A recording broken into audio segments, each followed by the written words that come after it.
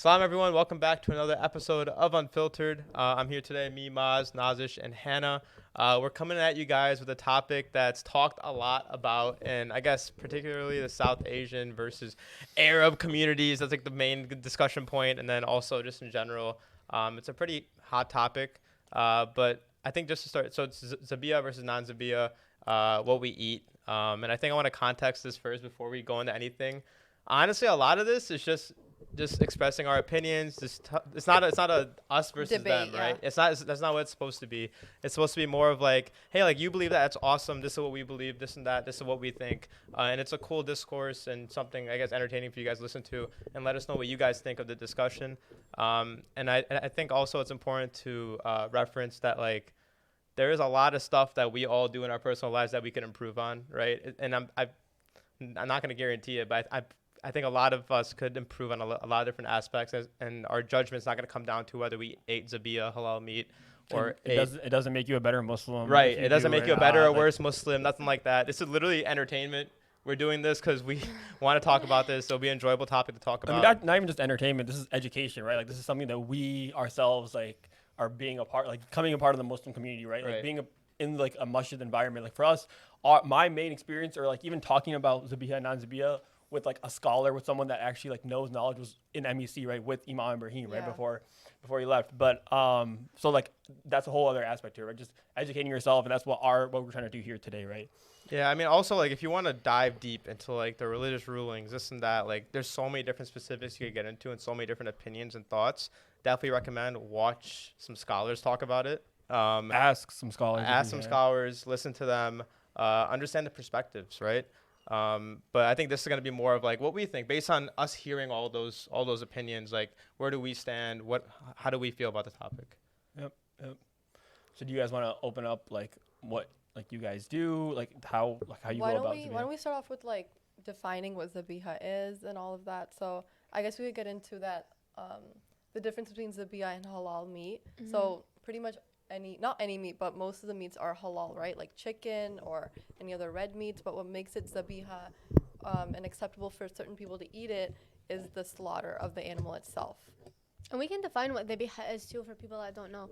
Dhabiha is the slaughter of an animal unto which Allah subhanahu wa ta'ala's name and the intention of killing it in the name of Allah subhanahu wa ta'ala is made before its slaughter. And Dhabiha, the way that it's slaughtered is there's a certain set of rules that ensure that the animal feels as little pain as possible. And if Dhabiha is done properly, the animal should actually not feel its death at all. And some of those rules are, for example, when an animal is to be slaughtered, you are not to show it the slaughter of other animals. The knife that is cut is supposed to be sharpened right before each slaughter. You can't use the same knife to cut another animal, otherwise that makes the second animal non-Dhabiha. And so there's like a number of rules that make meat qualify as Z or non-Z. Cut through like the jugular, right? The like jugular vein, yeah. Mm-hmm. So that's you're not supposed to sever the spinal cord when you cut. Yeah. There's a lot of different things, right? Saying Bismillah, like right? Machine, Bismillah, and then there's also like the whole debate on like machine cut versus hand slaughtered. There's whole like saying Bismillah. There's the whole like being people of the book versus being Muslims that do the slaughtering and this and that, right? There's all these specifics you could get into. I guess as young Muslims, right, living in America, a lot of the meat that we see here today is not all quote unquote Dhabiha. It's not a Muslim slaughtering it, and it's more chains like Burger King, McDonald's. Taco Bell, whatever else it might be, right? Dave's Hot Chicken recently has been popular because of this, right? Where do you guys stand individually? Where are you guys at on like the scale? And I think a lot of it probably stems back to our families too and what they believed in. We kind of like just took that in as we went. But then I guess as we've learned more about it, like where do we stand on that? Where do we stand on like are you like full on Dhabiha halal, different knife for every et cetera, et cetera? I grew up eating non-Z, and I still eat non-Z to this day. My family, so my mom. When you say non-Z, you mean like everything, right? Not or is it like everything as in like meat. Yeah, as in like you'll like. I mean, I won't eat pork, right? But I mean, I'm saying out of like the halal food, right? Like, Like you'll go to McDonald's, you'll go to Burger King. Okay. I'll go to McDonald's. Yeah. I'll get Is there like a half Z? Yeah, I don't know. That's what I was asking. That's what I'm trying to understand. People that I've heard about. You're talking about like hand slaughter, right? Like if I would eat that or not. No, there's actually there's people that are like, oh, like I'm the Dhabiha, but I only eat chicken. Yeah, like, I've heard that. I've heard like That's where you actually, can't eat beef because red meat or something. Yeah. And there's a whole like, opinion on that too. There's like a whole opinion on that, and you can get into that. I really don't think like if you're gonna eat zabiha or non-zabiha, commit to it. There's no halvesies in something like this, because I don't think that slaughtering a chicken makes it any more different than.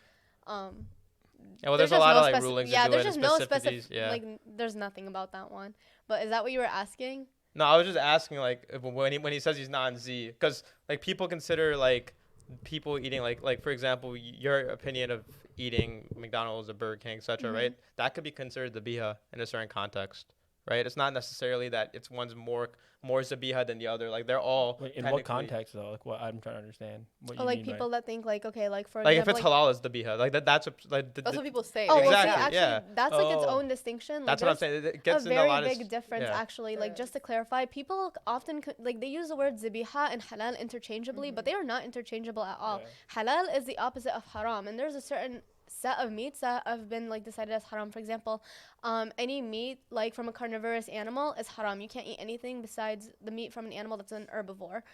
Any bird that has like talons, like for example eagles, falcons, those birds are haram. Any sea animal, this one's like a big matter of debate, like whether shrimp counts as insects or not. Like, so any sea animal that does not have scales is considered haram. Like an animal that feeds on another animal or human being species becomes haram if it didn't eat anything else. Like there's a lot of things that make it haram. An animal that's already dead, for example, haram. You can't eat like roadkill, that's haram. So the opposite of haram is halal. So any animal that doesn't fall into these categories, the last one is insects. So any insect except for locusts, which if you're eating insects, it's questionable on its own. I don't know what a locust is. Locusts, they're like those big, like they're like cicadas almost, and they're found like in like a lot of like warm climates. Those are halal. Interesting. For whatever reason. Oh, yeah. interesting. So if you guys ever want to eat a locust, go grab a bite. I'm down. Let's do it. Yeah, like, but so any animal that doesn't fall into the realm of those animals is considered halal. Dhabiha is its own thing where it's slaughtered in the name of Allah subhanahu wa ta'ala with the specifications that have been found in hadith and in the Quran, and that makes it dhabiha halal. So again, like there's like this distinction between it halal versus dhabiha halal. Right. Yeah. Yeah, so that's what I was asking. I guess zooming out a little bit, I was just asking like do you follow the halal, like in America Muslims classify like I eat halal or I eat dhabiha halal, right? Yeah, so I would say I eat halal, right? Okay. Like, yeah. So like for me it's mainly because my mom was Catholic and my dad's Muslim, right? So growing up, my dad never really enforced it because he felt that if we were going to my mom's side of the family, because with my dad's side of the family, everyone's like everything that we eat is dhabiha. Even in our own house today, right? Like everything that we buy, all of our meat's always halal, right? Just because we're feeding other people that are halal, like that only eat dhabiha halal, right? Like people from my dad's family that come over and stuff. But when we go to my mom's side of the family, he didn't want for us to like turn down their food. So that was one thing that a part of why like we grew up not eating Z. And then as I kind of got older and like I kind of just continued that path, right? And then I myself wanted to like get educated on the topic, right? So I would talk to different people, look up different stuff. And for me, it was just such a big question. And like I've talked to some people who are saying like, or some scholars or imams that would say like, yeah, you should. Or like, and then some that would say, not necessarily, you don't have to. And then, we'll go into like the details of like the Quran and like the different hadiths and stuff. But because of that, I think that's why I kind of, kept it going, because for me, it's too big of a question right now. And I think since there's no definitive answer, we can't say like one is right or one is wrong. Like I don't know. That's why I kind of just have kept on going with what I'm doing and not changed, I guess, my ways. But so I'm like in the same boat of you. Like my family, again, you can come to my house and be dhabiha and be completely assured that you're only going to eat dhabiha meat in my house. Like we make our bi-weekly trips to like Sahar meat market, and like we make sure like we'll pay like no matter the price for the dhabiha meat, like we'll eat it, at home. But at the same time, like if I'm going to sit here and say we don't go to McDonald's, like that's just not the fact of the matter. Like we go out to restaurants and we eat the meat there. It's not like an issue it's a really big non-issue. In fact, like my family is really big on the idea like at the end of the day, like dhabiha meat versus non-dhabiha meat, it's like it's not going to be the defining factor that's going to send you to heaven or hell. And so it's just one of those Islamic things that's not top priority for us when we're talking about Islam and what makes us a good Muslim or what makes us a better Muslim. And so yeah, we don't eat dhabiha when we go outside. We eat meat, so obviously we're not like munching on pork or anything like you said. But yeah, like we'll eat out from other restaurants, but we try as much as possible. And I don't really think that we bring home food or meat in our house that we cook that's not dhabiha. unless like again like we're bringing food from like another restaurant or something. So for me, the reason why is my family does not eat the biha. My parents don't believe that you have to eat the biha meat. Like they both actively eat like from restaurants and all. And just looking at like my own madhab, like I'm like a Maliki Muslim, and like Imam al-Maliki did not have a big thing on whether you're supposed to eat the biha meat or not. Like in his time, like he did not really talk about it and say like we have to eat the biha meat only. And just from like my own personal research and all, like I follow like the ideology, and we are gonna get into this. For example, like people of the book, we live in mainly Christian country. Like some people can argue America is secular, but when you look at it statistically, like we are a majority Christian country, and then the second biggest population is Jewish. So as a country, we like a majority of like the people here are considered people of the book. And so then you have those ayahs that say the meat from people of the book is the meat that you're allowed to eat. And then you also have like secondary to that when people say like meat becomes haram when people that are from the book slaughter with their own name, with their own God as like intended for the slaughter. But then again, then you have like the thing, well, okay, like a farmer in Indiana is not cutting these sheep like on his own saying like in the name of Jesus, like that's just not how meat is being cut anymore, you know, because they're not being like held as offerings. So that's like my family's viewpoint and my individual viewpoint on Dhabiha versus non-Dhabiha, and like the main reasons why like I don't really care to go out of my way to like make sure that I only eat the biha. But at the same time, like if I know that I can make a safer option at home and then I can go and pay a little more at Sahar Meat Market to get the zabiha at home, then that's what I'm gonna do. I eat strictly zabiha. Like at home, we used to actually live in Georgia, and it was like this really, really small little city right by the Florida, Georgia borderline. And it was, to get zabiha meat, it would be like a weekly trip. We had to drive like 3 hours to Atlanta every single week and go and get zabiha meat, stock up for the week, bring it back home. Yeah, so bringing that like to here in Chicago, we've just always eaten strictly zabiha meat. All right. I guess before I talk about myself, I actually really like what you said. You mentioned like, and I guess this is kind of where I land too in the same spectrum. Like, if a more strict and I guess quote unquote guaranteed option is out there, why not? Like that's kind of where I lay. Like I'm not, and it's not like, so for example, my family grew up Zabiha, as majority of South Asians are, like Desis, Muslim, grow up Zabiha, strict. Like we won't pray our 5 namazes every day, but we'll have the most Zabiha meat you could possibly have in your household, right? Like it's like that, hand slaughter, this and that, all that, right? As I grew up, I started doing a little bit more research on my own, and Imam Ibrahim talked about it here at MEC. I've watched some YouTube videos. Yasser Qadi is a great resource too. And then you could like hear about the madhabs and their beliefs, and it's all valid. It's all like, it's not like oh, if you're non-Zabiya it's haram, or if you're Zabiya it's haram. They're all valid. They all have their viewpoints. For me, it's like if I see an option out there for Zabiya meat, and alhamdulillah in Chicago we have a lot of option for Zabiya meat. I'm like, if I could just go a little bit out of my way to have Zabiya meat and just be safe in the back of my mind, knowing that this won't be the factor that decides heaven or hell for me, then like why not? So that's kind of the viewpoint I have. Whereas like if I lived in the suburbs of Georgia way out and that wasn't an option, I'd reconsider, because like I don't want to deteriorate my life like if I don't have access to Zabiya meat. Like okay, people of the book, this and that. And I guess talking a little bit more about that, there's like the people of the book ayah in the Quran, but then there's like the previous ayahs that talk about like you have to say it in the name of Allah and then this and that, right? And then people talk about like, since this came after, do you disregard what came before, or do you bring it all together? And I'm more of the viewpoint of like, let's make just because one came after the other one doesn't mean that the other one is invalid, but more of like, let's just listen to all of it and see what the best we can do is. So that's kind of like my stance on it, and that's kind of what I've gone, or my thought on it since listening to all the scholars talk about it, etc. I do have something to say on that. The whole amendment like to an ayah of the Quran, people are always like, oh, if it came afterwards, like does it like amend the first one? But this is not an argument that people have with like another instance that happened where, for example, we were allowed to drink alcohol before, but then Allah subhanahu wa ta'ala released an ayah that amended that and saying actually no, because people were praying drunk, and he did not want to face people in an altered mind state. But no one argues that, you know? Or the same thing when you look at cigarettes and smoking. Like at first it was considered like halal, and then like more things were, for example, Muslims, our bodies are borrowed from Allah subhanahu wa ta'ala. Only our soul is our own. So our bodies, we're supposed to take as best care of them as possible. We're not supposed to do things that alter our mind state. We're not supposed to do things that purposely and intentionally harm ourselves. And so from that distinction, a lot of imams were like, oh, actually I think cigarettes are going to be haram now, or because again, like that's something that's actively damaging. We see in the evidence, like it's like damning evidence, you know. Right. And then there's still people that argue like, no, it's makruh, and then there's people that are like, no, like it's haram. And makruh has its own word that it means like not haram but not halal either. Like disliked, right? It's very disliked, exactly. And so people never make that argument like, oh, like it was amended, so maybe.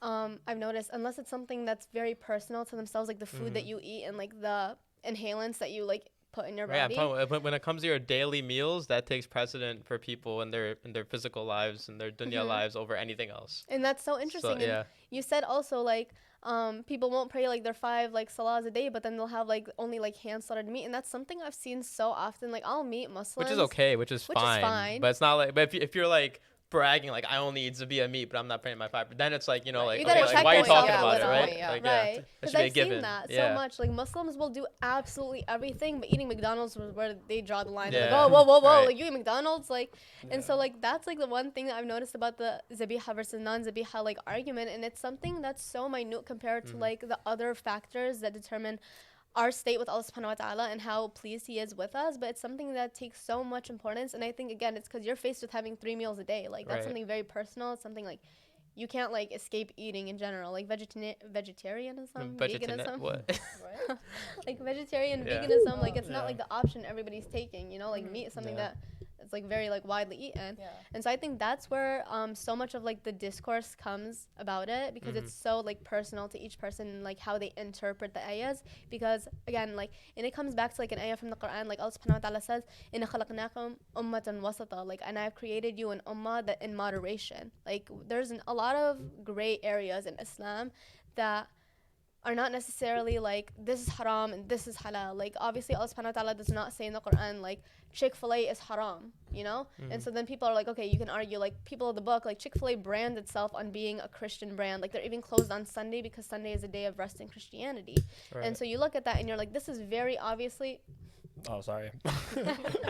I'm listening to everything you're saying. I believe you. I believe you. It's good stuff. And so, like, this is a brand that very clearly brands itself on being, like, a Christian brand. So this is, like, evidently, like, people of the book. So then can you argue if you're Dhabiha and you have this ayah that's, like, the amendment to the first couple? Okay, hold up. I want to stop you with the whole amendment. You're going at super speed. No, I know. Yeah, definitely. Like, I'm trying to process. You guys have to put on half speed when you're watching this, all right? No. But I want to stop saying the word amendment. Like, it's because a lot of people also will say, like, correction, right? But it's not really a correction. It's more of a clarification, I guess. It's not. It's more like that's. I literally talked to some people about that, and they're like, you can never use the word correction. You can never say the word amendment because it's more of a clarifying, right? Like kind of. And it's divine at the end of the day. Like, exactly. Right. You don't want to say that Allah's clarifying himself or correcting himself. Like he shouldn't have to do any of that, right? That's true. So what word are we gonna use from? Because you said now Allah subhanahu is not clarifying. Well, I was gonna say like it's more of like this came after the previous ayah, right? And what a lot of scholars like. Scholars are like, okay, this might contradict the other ones, right? But in reality, it's more of like, I guess from my point of view, the more like when I look at it, it's more of like the previous ayah are there, and then this is like something in addition to it. That's true. I see it that way too. I don't think Allah subhanahu wa ta'ala I don't think it's a correction. I don't think it's an amendment. I think it's like, okay, we learned this, and this is just some additional info about it, right? Yeah. In case you had a question about it, like here it is. Here's a revelation, right? That's good, yeah. So that's kind of the way I look at it. Yeah. So yeah. So I was gonna ask you a question actually. Yeah. I was gonna ask you a question. You talked about Chick-fil-A, Christian, people of the book, etc. Right? The thing that's interesting is because let's say if it was like 30, 40 years ago, I would have agreed that like probably most of the meat slaughtered here is people of the book, right? And there's the whole like cutting in the name of God too that goes into it, and then is Jesus cutting in the name of Jesus considered cutting in the name of Allah because Jesus is not Allah, Isa is not Allah, right? So there's all that, but then I guess in today's world, right, where like religion is kind of like on the back burner, kind of lost. And like atheism's coming out, and even if people say they're Christian, are they practicing, etc., etc. Like, do you guys really think that like a lot of butchers out there, I guess for American food chains, are people of the book that's per se when they're slaughtering? Imam Rahim was pointing to this. I remember when we asked that question. That's right? Majority Christian. Yeah, he said no. He didn't say this is a majority Christian country. He said that where this meat and stuff gets cut is from like rural areas, right? And these rural areas are predominantly that's where those more Christian people come in, right? The more like actual like Christian. I go to church every Sunday. That's also an assumption, right? It is. A lot of this is based on assumption. Yeah, that's the thing. Like we're doing a big leap, right? A big reach for all of this. Right. But like at the end of the day, it's again it just goes down to preference, I guess. But yeah, that's why even the whole thing, it's such a big question in itself, right? And like, it's kind of up to us to determine, like, how we're gonna interpret that and go about it, right? So I do know written in the Quran though is like it needs to be hand slaughtered. That's like, I feel like that's like a definite thing. It was said, and it's also in Hadith too, that like it needs to be hand slaughtered meat, has to be cut with a knife at the throat, right? So, yeah. And an animal cannot be tortured before death. So like you see like retarded bullets and like shocks, and there's a lot of things I've heard and seen where like an animal will be dead before they even get slaughtered. Because of all this stuff, I've right? wondered a lot though. I don't know about this, but like in high school, they used to always make us watch those documentaries about like where the food came from, like these McDonald's or like Burger King or whatever, these food chains, and then all those animals were literally tortured. Like they showed those videos of those clips and everything of like the farm and how the farm life was, how these animals were treated. Like they were huddled in those areas, and that also affects the state of the animal too. Like it can also make it haram. So then that also I think is a factor, no? Because those animals are being like tortured, they're not treated properly. Like you said, they're probably even dead before. Like in Mama said, it's like a leap of faith. They're like assuming that all this stuff's in place. The thing is, you also have to think about this. You're also assuming, right, that these people, that Dhabiha is Dhabiha, right? Like you have to, like that's, and there's been numerous times where like companies have came out where they haven't, where they they claim that they are, and people are believing it, right? You're doing that, but then at the same time, they're actually not. They say they were machine slaughtering, they didn't disclose that, or they said that they were like Hafsa certified or whatever, but they weren't, right? So like that's another whole huge leap of faith where it's just like, I don't know, it's a lot of leap of faith that we're doing, right? And again, it comes to us where it's like we don't really have a choice. We kind of have to, right? We have to follow these type of guidelines, whether it's if you believe Zavia or not Zavia, you're believing or trusting in somebody else, right? And I want to point this story that I read about, and Imam Rahim also mentioned this out, but in our speech, in his speech, I guess, but he said that that the Prophet ﷺ was given a sheep, right? The meat of a sheep.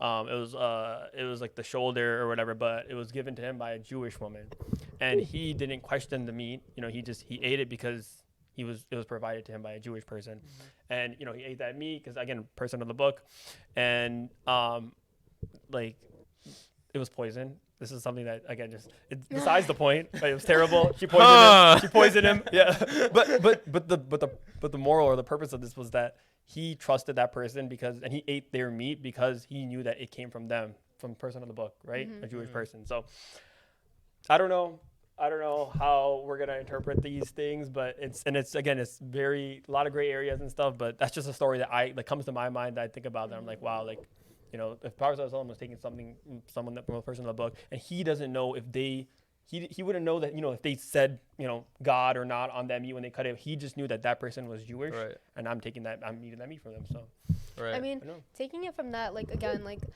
I think it always goes back to that one ayah, like inna khalaqnakum ummatan wasata. Like we are not like extremists, and we're not like lax either as Muslims. Like it's very like our religion, the way that it's been crafted and the way that it's been presented for us to follow, like it's very moderate. Like there's a lot of leeway in some areas, and in some areas there's more strictness, and that's because again, like we're not like on either side, because Allah subhanahu wa ta'ala likes wasatan, like he likes the moderation.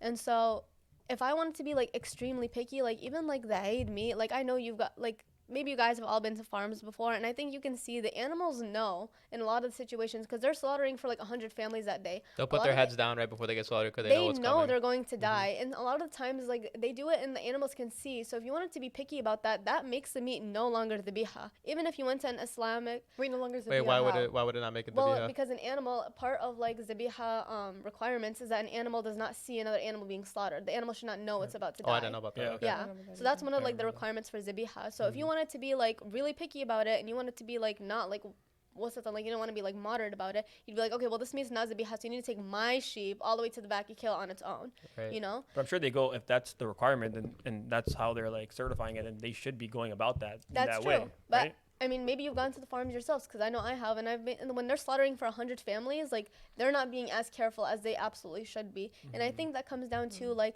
in the time of like where it was easier to make dhabiha meat, like the world was not, or I don't want to say the world, but like we weren't living in countries and in like towns and villages that were as heavily populated as we are now. Like look at the Muslim population just in like Lincolnwood, for example. Lincolnwood's a huge like town. Look at that. Like it's not, I think it comes down again to moderation, because when it comes to like machine slaughtered and like factory farming, like there's not like a lot of, I don't want to say like farmers are not working around the clock like to hand slaughter every single sheep. So you don't have that guarantee, because a lot for like efficiency and to keep these farms running, like they do take those options of like factory farming, but then they'll say like Bismillah, and like they'll say Allahu Akbar, and they'll like name Allah subhanahu wa ta'ala onto it when like a machine cuts it. Right. You know? And so then again, that comes down to like how strict people are with their Dhabiha, and they're like, okay, I only eat hand slaughtered, versus like, oh, I'll eat Dave's hot chicken, you know, because it's like branded as Dhabiha.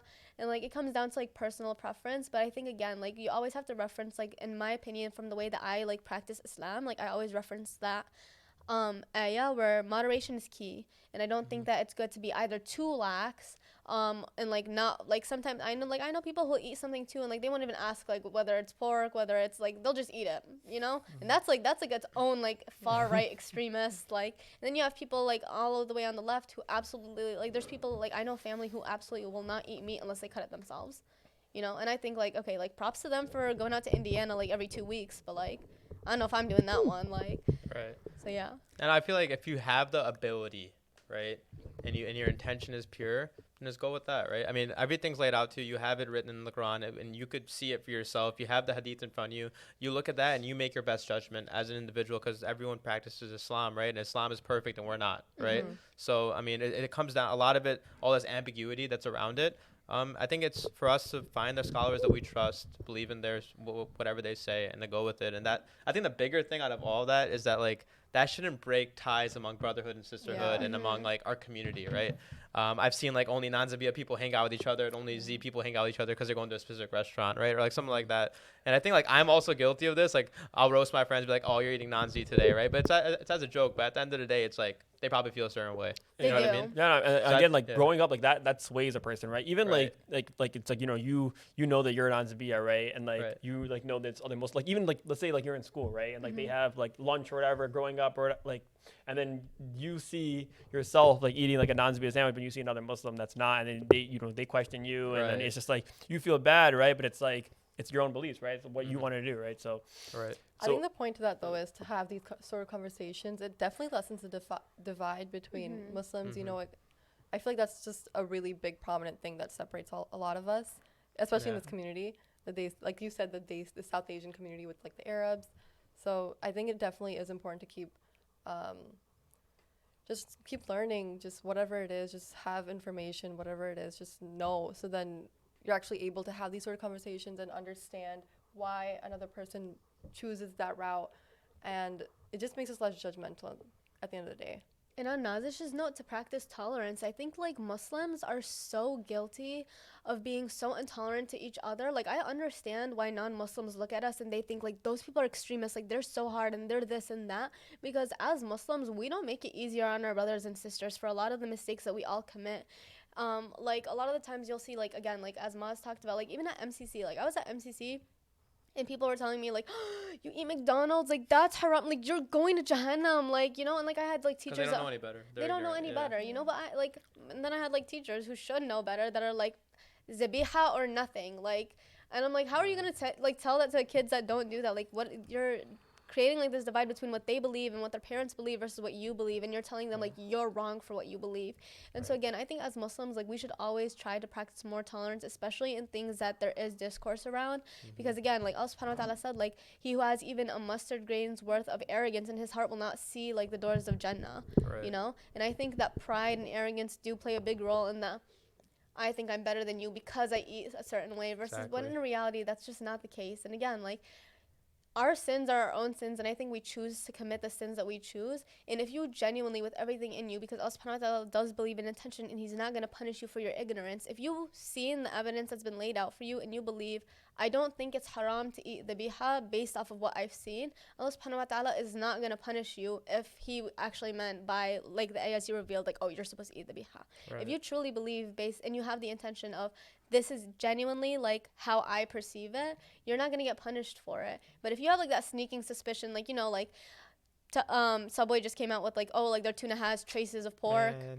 Like, and if I know that now, and I go and I eat, like, and I know I shouldn't be eating tuna from Subway anymore because it has like that assumption, like, oh, there might be because you know.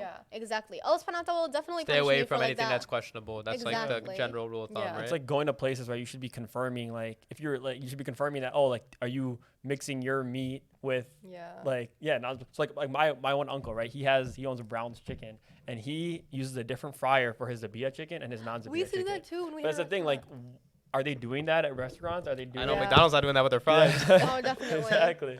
So I mean, yeah.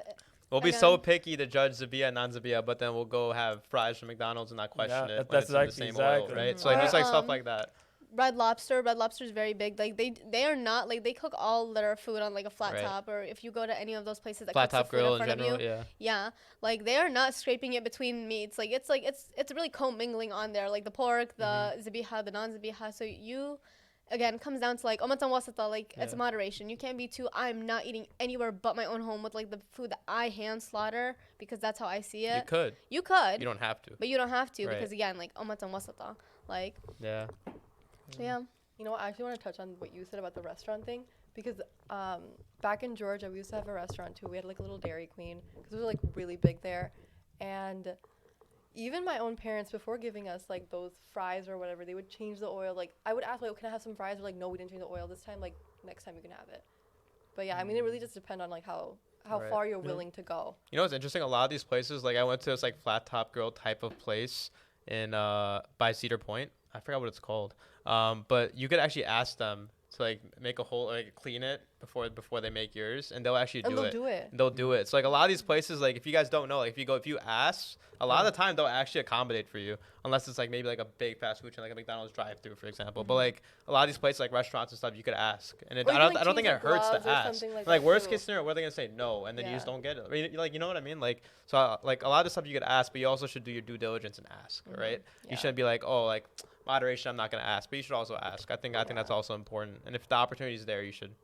Like, and then there's like the whole debate on like if a restaurant says there's a BIA, but then their certification's expired, and you look into it, and as you said, there's like a big leap of faith and a lot of guessing, and how much investigation do you do, or do you just take their word? There's like a lot of opinions about that too, right? See, then there comes like the moderation again. Like you can choose how. If they say there's a BIA, is it on you if you eat their meat and it's not Dhabiha? Is it on you if you don't do your due diligence and super research it? Is it on you if you don't go to the farm and see it with your own eyes? Like there's a lot of levels to this, right? And then just remember again, like Allah subhanahu wa ta'ala will never hold you accountable for what you don't know.